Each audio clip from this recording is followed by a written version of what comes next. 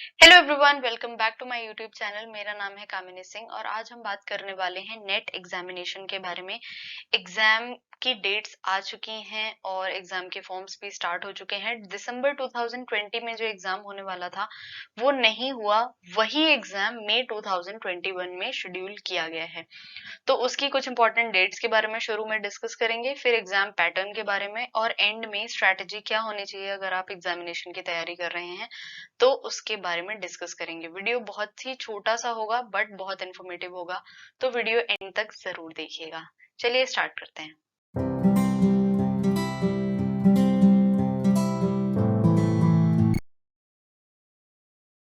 सबसे पहले बात कर लेते हैं कुछ इंपॉर्टेंट डेट्स के बारे में जो कि आपको पता होनी चाहिए। फर्स्ट इंपॉर्टेंट डेट जो है वो है ऑनलाइन रजिस्ट्रेशन और सबमिशन ऑफ एप्लीकेशन फॉर्म की।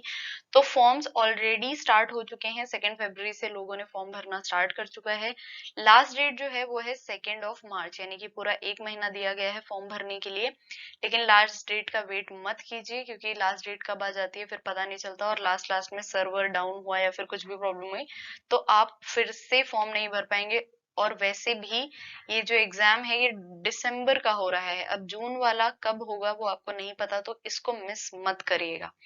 Last date of online payment ज्यादातर यही होता है कि जो पेमेंट होती है वो उसकी डेट एक दिन बाद की होती है। जो फॉर्म भरने की डेट है उसके एक दिन बाद की, यानी कि 3 मार्च तक आप ऑनलाइन पेमेंट कर सकते हैं। एक चीज का और ध्यान रखिएगा कि सारी चीजें ऑनलाइन ही होने वाली हैं, ऑनलाइन ही पेमेंट करना है, ऑनलाइन ही एप्लीकेशन फॉर्म, आपको कोई भी डॉक्यूमेंट ऑफलाइन सेंड नहीं करना है कहीं पर भी। फिर करेक्शन डेट, यानी कि अगर आपके फॉर्म में कुछ भी गलती हो जाती है, कोई स्पेलिंग मिस्टेक हो जाती है, आपने कोई भी चीज गलत फिल कर दी, तो 5 मार्च से लेकर 9 मार्च तक आप करेक्शन कर सकते हैं। एग्जाम की डेट भी आ चुकी है। 2 मई से लेकर 17 मई तक एग्जाम कंडक्ट कराए जाएंगे। दूसरी बात ये कि अभी सब्जेक्ट वाइज जो डेट्स हैं वो नहीं आई हैं, बट आपको ये पता होना चाहिए कि जितने भी ये सारे के सारे एग्जाम, यानी कि ये पूरा एग्जाम ऑनलाइन ही कंडक्ट होगा, यानी कि कंप्यूटर बेस्ड एग्जाम होगा ये। फीस जो है अलग अलग कैटेगरीज के लिए, तो जनरल कैटेगरी को 1000 रुपीज पे करने हैं। जनरल ईडब्ल्यूएस है अगर या फिर ओबीसी हैं तो उन्हें 500, SC ST PWD को 250 रुपीज का पेमेंट करना है। आई होप आपको सारे इंपॉर्टेंट डेट्स पता चल गए।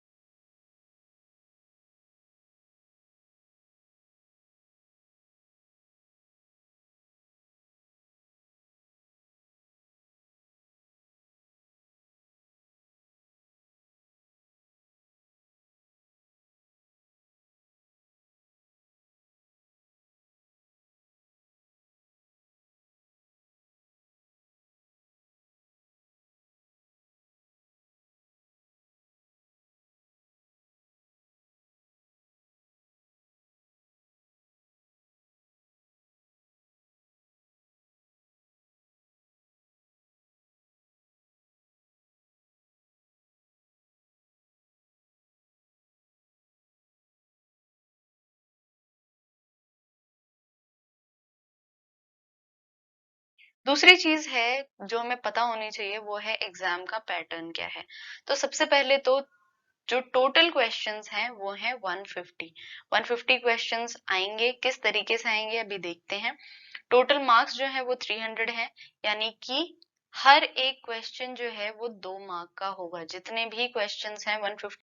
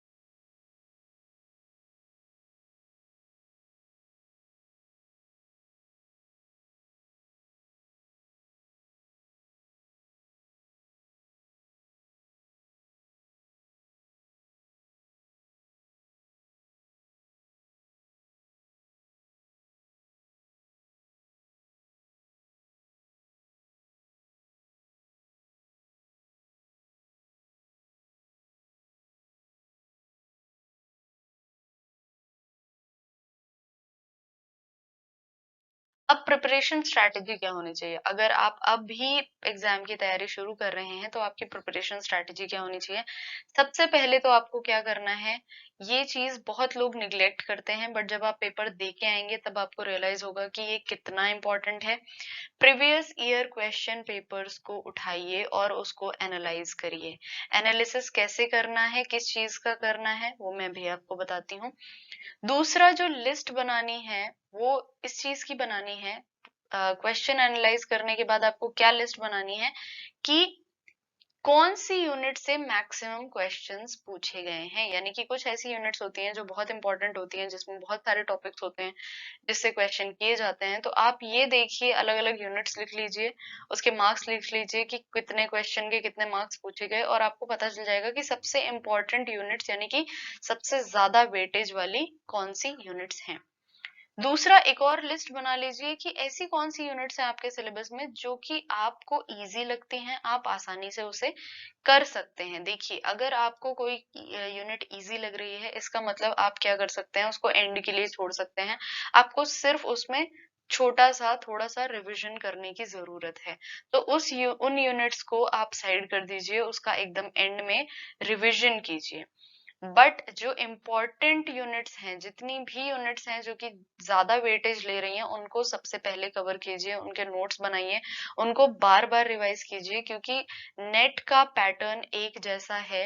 नेट में कुछ क्वेश्चंस बार बार रिपीट होते हैं, तो उस चीज का, क्वेश्चंस नहीं but topics bar bar repeat होते हैं, तो उस चीज का ध्यान रखिए। फिर जो चीजें आपको मेमोराइज करनी है, मतलब आपको पता है कि आपको ये चीजें रटनी है, आपको चीजें याद करनी है। जैसे फॉर एग्जांपल कोई डेट्स हैं, आपके एग्जाम में आपके सब्जेक्ट में कुछ डेट्स के बारे में पूछा जाता है कि ये वाला डे कब आता है या फिर ये वाला डे कब मनाया जाता है, तो उसके आप नोट्स बना लीजिए और उसको डेली नहीं तो हर तीसरे दिन चौथे दिन पढ़िए, ताकि आपको वो याद हो जाए। बिकॉज वो स्कोरिंग क्वेश्चंस हैं, उनमें आंसर फिक्स्ड है। कुछ क्वेश्चंस हैं जिसमें आंसर फिक्स्ड नहीं होते, आप कंफ्यूज हो सकते हैं, बट इन क्वेश्चंस में जो मेमोरी वाले क्वेश्चंस हैं, जो डेट्स वाले क्वेश्चन हैं, उसमें आप कभी भी कंफ्यूज नहीं होंगे। फिर जितने हो सके क्वेश्चन पेपर्स प्रैक्टिस करिए, या फिर क्वेश्चंस प्रैक्टिस करिए अगर आपको कहीं से भी मिल जाते हैं तो। ये सारी चीजें अगर आप, क्योंकि अभी आपके पास कौन सा महीना चल रहा है, फरवरी, मार्च, अप्रैल, मई, 2 या 3 महीने आपके पास पूरे पूरे हैं। अगर आपने यहाँ से ये स्ट्रैटेजी अपनाई तो आप काफी कुछ कवर कर सकते हैं। सबसे इंपॉर्टेंट बात जो नेट एग्जामिनेशन की है कि आप पूरा सिलेबस कभी भी कवर नहीं कर सकते। अगर आप सोचें कि आप पूरा सिलेबस, पूरी यूनिट्स कवर करके जाएंगे, तो ऐसा पॉसिबल नहीं है। तो फोकस कीजिए उन टॉपिक्स पे जो कि आपको ऑलरेडी आते हैं, उनका रिवीजन कीजिए, और या फिर ऐसे टॉपिक्स पे फोकस कीजिए जो कि सबसे ज्यादा वेटेज रखते हैं, और ऐसी चीजें जो आप मेमोराइज कर सकते हैं। ये 3 चीजें अगर आपने डिवाइड कर ली और याद कर ली और इनका रिवीजन कर लिया, तो आपकी काफी हेल्प हो जाएगी।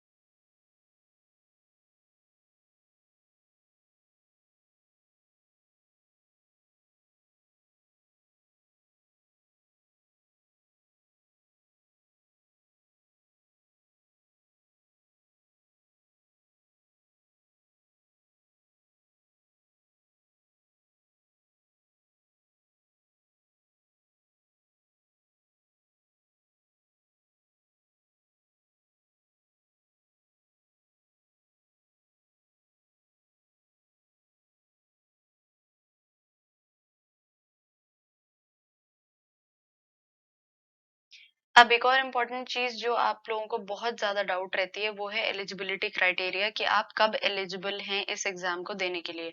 तो जो फर्स्ट क्राइटेरिया है वो है कि आपके मास्टर्स में, मतलब आपने जो भी, जिससे भी मास्टर्स किया है और जिस सब्जेक्ट में आप नेट देने जा रहे हैं, उसमें आपके मास्टर्स में 55% होने चाहिए। किसके लिए? जनरल कैटेगरी के लिए, या फिर ईडब्ल्यूएस जनरल कैटेगरी के लिए भी।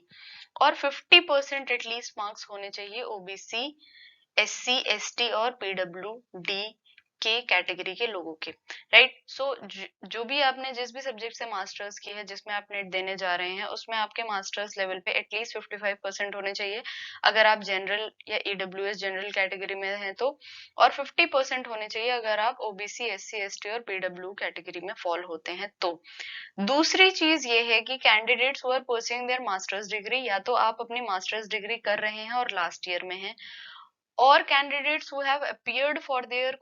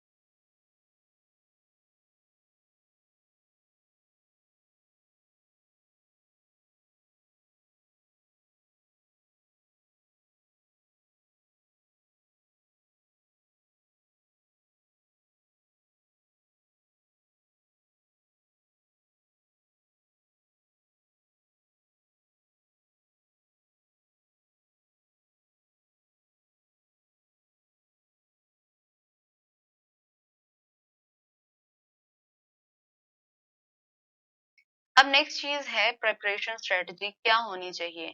तो प्रिपरेशन स्ट्रेटजी के लिए जब भी आप क्वेश्चंस करें, जब भी आप अगर क्वेश्चन वाले मोड से जा रहे हैं कि आप प्रीवियस ईयर क्वेश्चन पेपर्स या फिर किसी क्वेश्चन के थ्रू आप रिवाइज कर रहे हैं, तो क्या स्ट्रेटजी होनी चाहिए। सबसे पहले तो आपने क्वेश्चन देखा, जैसे कि एक क्वेश्चन है एनवायरमेंटल साइंस का, an organism that represents both primary producer and primary consumer of N aquatic ecosystem. अब इस क्वेश्चन को देखने के बाद आपको पता है कि प्राइमरी प्रोड्यूसर एक नया टर्म है, प्राइमरी कंज्यूमर एक नया टर्म है। अगर आपको ये टर्म्स ऑलरेडी पता है कि ये क्या होते हैं, इनके एग्जांपल्स क्या हैं अलग अलग इकोसिस्टम में, तो आप इसे यहीं छोड़ दीजिए। अगर आपको नहीं पता है तो क्वेश्चन पढ़ते ही सबसे पहले तो वो आप टॉपिक लिख लीजिए अपनी रफ में या फिर किसी भी कॉपी में, और उस टॉपिक के बारे में डिटेल में पढ़िए, उसके एग्जाम्पल, उसके यूजेस, वो क्या चीज है, राइट। उससे रिलेटेड जितने भी टॉपिक कंसर्न है उसके बारे में पढ़िए और नोट्स बना लीजिए। उसके बाद फिर आप ऑप्शंस देखते हैं कि इस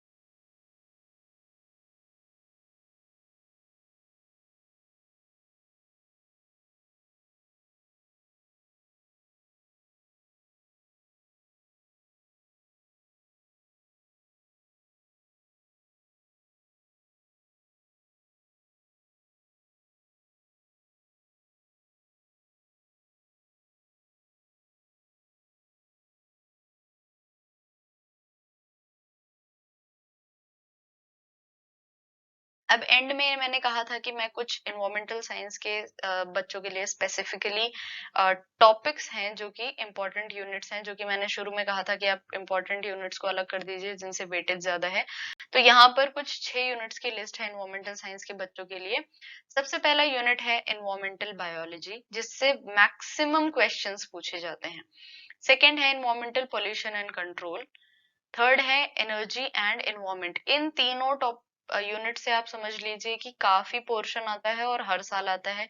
इन्वायरमेंटल पोल्यूशन में काफी सारी चीजें हैं जो कि मेमोराइज करने वाली हैं कि सीपीसीबी के क्या क्राइटेरिया हैं, उनमें क्या लिमिट्स हैं अलग अलग पॉल्यूटेंट्स की, और कंट्रोल करने के लिए कौन कौन से अलग अलग संस्थान हैं, उनके क्या नाम है, उनके सेंट्रल बॉडी कहाँ पर है, वो सारी चीजों के बारे में आपको पता होना चाहिए। तो इन्वायरमेंटल पोल्यूशन एंड कंट्रोल से काफी क्वेश्चंस आते हैं, एनर्जी एंड एनवायरमेंट से भी काफी क्वेश्चंस आते हैं। एनर्जी एंड एनवायरमेंट से करंट अफेयर्स के क्वेश्चन आते हैं कि करंट में एनर्जी और एनवायरमेंट के बारे में क्या चल रहा है। अगर मिनिस्ट्री ऑफ, जो भी एनर्जी से रिलेटेड मिनिस्ट्री है, उसने अगर कोई नया रूल निकाला है या फिर कोई नई चीज हो रही है कहीं किसी स्टेट में, नया कोई एनर्जी का जो फॉर्म है, रिन्यूएबल एनर्जी के बारे में कोई काम हो रहा है, तो उसके बारे में भी क्वेश्चंस आते हैं।